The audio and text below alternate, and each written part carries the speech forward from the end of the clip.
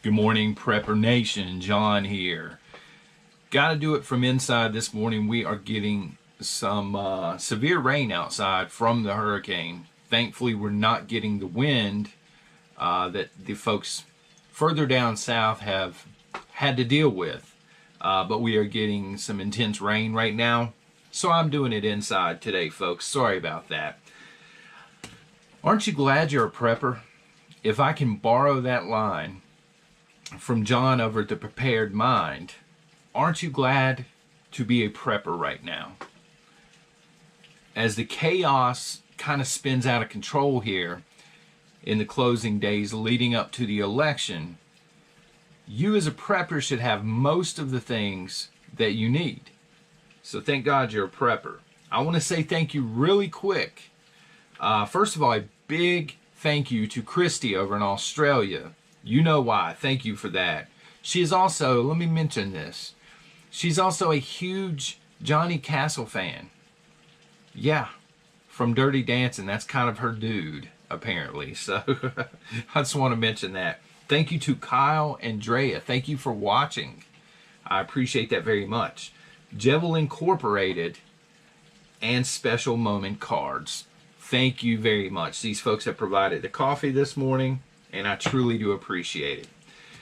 But yeah, I want to mention really quick, people have asked about Shotgun Saturday Night. It is still on at its normal time this Saturday, 9 p.m. Eastern Standard Time. God willing, I'll be able to live stream it this week. I had nothing but trouble last week from the hotel, but I'm going to be streaming from the kitchen this week. So look for that. And I'm going to be mentioning and linking two up and coming channels in the prepping community. I'm going to throw them a major shout out, and I'm going to explain to you why on Saturday. But these are I promise you folks, these two channels are the diamonds in the rough. And one of them, potentially two, but one of them has the potential to pass me up in the prepping community and pass the nation up. And yeah, so they really have their stuff together, and I'm going to throw them a huge shout out Saturday. So let's get down to today's business. I mean, there's just so much going on, right? I got an email this morning, and I'm looking at it now, but I'm going to also link it down below the video. There has been an FBI statement issued to multiple agencies about attempted ransomware and cyber attacks on major hospitals in larger cities. There have been 5 hospitals this week alone that have been targeted. Again, some of these are ransomware. These are people looking for money.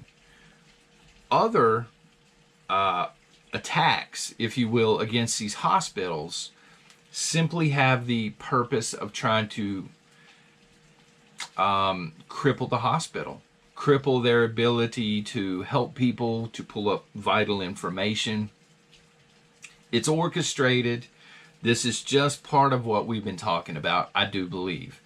You know, with the, the shutdown DC and the agenda that's been floating around the prepping community, this is part of the deal. They're going to try and just paralyze hospitals in the areas that they're going to try and cause chaos. So we're beginning to see that now. They're starting to show their cards a little bit at a time. And I would encourage you folks to keep doing your thing. Keep doing the things, folks. Keep stacking to the ceiling or to the rafters. Keep doing your thing. Now is the time, because a lot of you are telling me through comments and emails and things that you're seeing shortages in a lot of the stores around you, okay? Same thing here, by the way. I've got the square coffee mug. That's going to drive a few people nuts. So just keep doing the things. You're preppers, right? This is your thing. It is not time to panic at all, right? This is the time, I believe, where people in your family who do not prep are going to remember, hey, you're a prepper, and they're going to actually turn to you because they don't know what to do. So just remember everything that you've learned, not just on Prepper Nation, but also on other channels, and use that knowledge to help the people around you. Keep doing your thing. Shortages everywhere being reported. Again, same thing here. But now is the time to do what we were talking about a couple of weeks ago, where you start prepping smaller stores. Because the people that are waking up, they're hitting the main stores. They're hitting places like the Walmart and the Kroger's, etc. So as a prepper, I would encourage you to use this time and hit your smaller stores, your Family Dollars. Now, I'm not talking about looting Family Dollar like we've been seeing in Chicago. Who loots a Family Dollar? While we're on that subject, they were looting Five Below. Who does that? Who feels the need to loot a dollar store? Hey, let's commit a felony and go into a Five Below and steal something that's $3. Let's bust the windows in and go get those $4 headphones. It's insane. But while the rest of the country, the non-preppers, are focused on the big stores, the big box stores, and the big chains, as preppers, you need to go ahead and look at the smaller stores. Go ahead and look at your international food stores. Go ahead and look if you have Amish communities near you. Go ahead and look to the Amish stores. It's a great place to get preps. Look at Dollar Tree, Family Dollar, Dollar General, all of these smaller scale stores.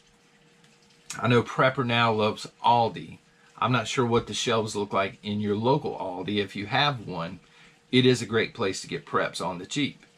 So check there. These are places that the panic crowd, the Panic at the Disco crowd, remember, these are places they're going to be checking in a week or so.